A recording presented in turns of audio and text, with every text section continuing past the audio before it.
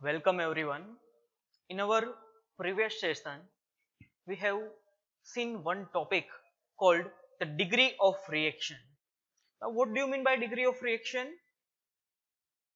You can say the degree of reaction is the ratio of heat drop across the moving blade to the heat drop across the fixed blade plus moving blade, or you can say total heat drop. Okay, so degree of reaction is nothing but the ratio of heat drop across the moving blade to the total heat drop, where total heat drop is equivalent to heat drop in fixed blade as well as in moving blade. Now, what are the importance of degree of reaction? You can say degree of reaction is the term which used to classify the turbine, okay, which used to classify the turbine. For example, if the degree of reaction is 0, then this type of turbine is known as impulse turbine, pure impulse turbine. And if the degree of reaction is equal to 1, then this type of turbine is known as reaction turbine. But what if the degree of reaction is in between 0 to 1? You can say if the degree of reaction is in between 0 to 1, then this type of turbine are known as impulse reaction turbine. Impulse reaction turbine. Now in today's session, I would like to start Parsons turbine. But for the thorough understanding of the Parsons turbine, it should require to have some basic knowledge of degree of reaction. And again we have observed the degree of reaction in our previous class. So let's quickly recapitulate the degree of reaction and then we will move toward the Parsons turbine. Degree of reaction, as I told you, is the ratio of heat drop across the moving blade to the total heat drop. Heat drop across the moving blade is equivalent to the enthalpy drop across the moving blade, because enthalpy is the form of energy, okay, particularly heat energy, while the total heat drop is equivalent to work done, because from the first law of thermodynamics we know that the energy is just transferred from one form to another form. So whatever energy that we are supplying to the turbine in the form of steam is converted into the work done, particularly mechanical work done. So total heat drop is equivalent to, you can say, the work done by the turbine. Okay, clear to all? Okay. Now recall my previous session, we have already mentioned one thing. The enthalpy drop across the moving blade is equal to change of kinetic energy, and particularly that kinetic energy is relative velocity, I mean to say, particularly relative velocity at outlet minus relative velocity at inlet square divided by 2, CRO square minus CR1 square divided by 2. We have seen this equation in previous class, okay, while the total enthalpy drop is equivalent to the work done.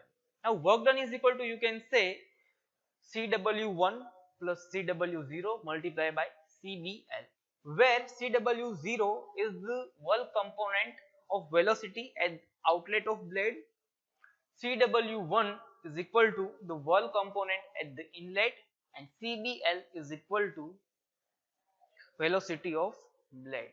Okay. Now let's come toward the Parsons turbine. Parsons turbine is the type of turbine in which the degree of reaction is 1/2, or you can say 0.5 or 50%.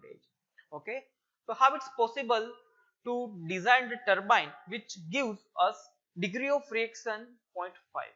So let's observe this thing, and before observing this thing I would like to justify the thing that the degree of reaction for the Parsons turbine is 1/2. Okay, so let's begin with the today's session.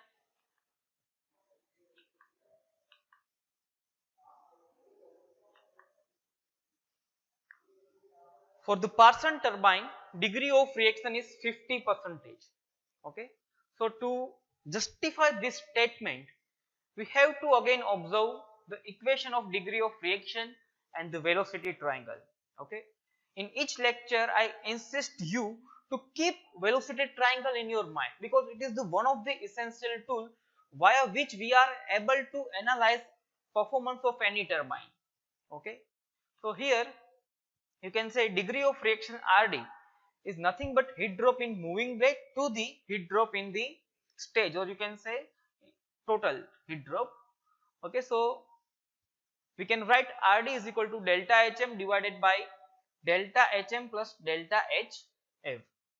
Now just keep velocity triangle in your mind, and you need to keep another thing in your mind, that is, in the case of Paschen turbine, the velocity of steam at the inlet is equivalent to the outlet relative velocity, while the velocity at outlet, that is CO, is equal to relative velocity at inlet. Then alpha is equal to be phi, that, and theta is equal to beta. This thing you need to keep in your mind, where alpha is equal to nozzle angle, which is equivalent to the outlet blade angle phi, and inlet blade angle theta is equal to, you can say, beta. Beta is outlet angle of steam whenever it is leaving through the turbine blade. So keep this velocity triangle in your mind, because based on this triangle we are going to derive some of the equation, and we are going to prove that for the Paschen turbine the degree of reaction is 50%, or you can say 0.5%. And one another thing, how it's possible to have this type of configuration. For example, I mean to say C1 is equal to be CRO and CO is equal to be CR1. So how it's possible? It's possible because of shape of blade. We need to design the blade shape in such a way that the inlet velocity of steam, that is C1, is equivalent to CRO, and for that the designing task is one of the important criteria.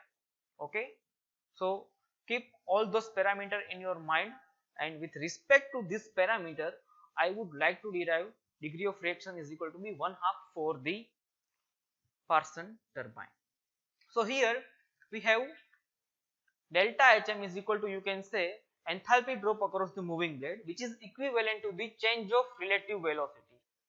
We are dealing with the here reaction turbine, and for the reaction turbine the outlet relative velocity is quite high compared to the inlet relative velocity. So you can say delta Hm is equal to CRO square minus CR1 square divided by 2. Okay, just observe here in this presentation that delta Hm is equal to be CRO square minus CR1 square divided by 2, while the delta Hf, that is enthalpy drop across the fixed blade, is equivalent to C1 square minus CO square divided by 2, because whenever the steam is getting passed through the nozzle, at that time at the entry of fixed blade the steam has a very high velocity. Okay, that's why C1 square minus C0 square divided by 2. C0 indicate the velocity of steam whenever it is leaving the turbine blade. Okay, and but obvious, because of conversion of the momentum, the energy that is available at the outlet of turbine is quite less compared to the inlet. That's why the enthalpy drop across the fixed blade is equal to C1 square minus C0 square divided by 2, while the delta Hm, that is enthalpy drop across the moving blade, is equivalent to CRO square minus CR1 square divided by 2. You can pronounce anything CRO or CR0, anything. Okay, so here we have, let's say, CR0 square minus CR1 square divided by 2. Okay, clear to all up to this? Okay, now just recall my previous slide. In previous slide we have observed that for the Paschen turbine particularly, relative velocity at outlet is equivalent to steam velocity at inlet, that is C1, and the relative velocity at inlet is equivalent to the steam velocity at outlet, that is CO.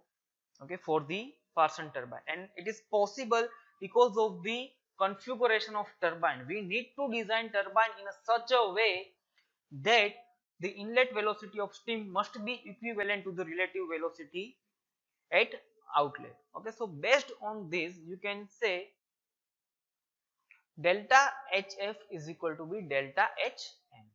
Enthalpy drop across the fixed blade is equal to the enthalpy drop across the moving blade. Why it's possible? Because of designing of the blade. Again I would like to insist you that in the case of Parsons turbine we need to design the blade shape in a such a way that the relative velocity at outlet, that is CRO, is equivalent to C1. C1 is what?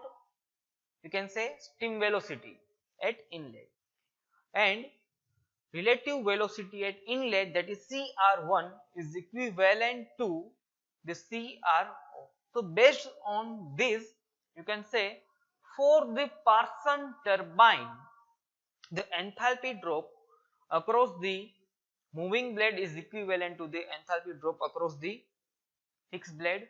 Okay, and if you simplify the mathematical equation of degree of reaction, that is delta Hm divided by delta Hm plus delta Hf, you will get this type of expression, that the degree of reaction for the Parsons turbine is equal to 1/2. Okay, so this is the justification for the Parsons turbine.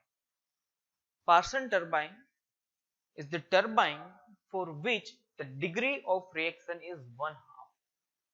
Okay, and if you want to classify the Parsons turbine, you can say the Parsons turbine is the type of turbine in which the degree of reaction is 1/2. So it is impulse reaction turbine. Impulse reaction turbine. It is not pure impulse, not pure reaction, but it is in between impulse and reaction. So you can say Parsons turbine is impulse reaction turbine having the degree of reaction is equal to 0.5. Okay. Now what are the advantages of Parsons turbine? So you can say Parsons turbine is not pure impulse and not pure reaction turbine. Okay, so whatever the advantage of impulse turbine, okay, for example high efficiency, high power, okay, that Parsons turbine will gives us. For Parsons turbine we obtain maximum power, maximum efficiency. Now if we see the advantages of reaction turbine, you can say for the pure reaction turbine we have one advantage, that is the compactness. Okay, so here in Parsons turbine we have also obtained the compactness as well as maximum power. So whatever the advantages of impulse turbine and reaction turbine, we are getting it in impulse reaction turbine, that is Parsons turbine in this case in our lecture. Okay, Parsons turbine. So it is the one of the important turbine, and majority of industrial person are using this turbine because it gives the advantage of both impulse as well as reaction turbine. Okay, so it is the one of the turbine which is widely used in majority of power plant. Okay, clear to all? So it is all about the today's session. In today's session we have seen for the Parsons turbine degree of reaction is 1/2 and advantages of Parsons turbine. Okay, like it gives the maximum power, maximum blade efficiency with a compactness. Okay, so it is all about the today's session. Okay, now in next session I would like to brief you about the efficiency of Parsons turbine. Okay, and what are the conditions under which we will get the maximum efficiency for the Parsons turbine. Okay, and before starting our next session, just keep velocity triangle in your mind and the definition of efficiency. Now what do you mean by efficiency? Just tell me. You can say efficiency is nothing but output by input. Yes, you are right. Efficiency is nothing but output by input. And what is output in the case of turbine? Output is nothing but work done obtained through the turbine is our output. And what is input? The kinetic energy that we are supplying is our input. So as a work done, we have equation CDL multiplied by CW1 plus CW0 that we have already derived in our third or fourth lecture. And as the input we are supplying kinetic energy. Okay, that is m mass flow rate multiplied by C1 square divided by 2. So just you need to apply some of the logic. Okay, you don't need to mug all this thing, all those equation. Just go through the concept, okay, and you will get the clear idea regarding the turbine performance, and you are able to derive all those equations thoroughly without mug up. Okay, so it is all about the today's session, and in our next session I would like to start new topic called the condition for the maximum efficiency of Parsons turbine. Okay, clear to all? Keep velocity triangle in your mind and stay tuned for my next session. Thank you.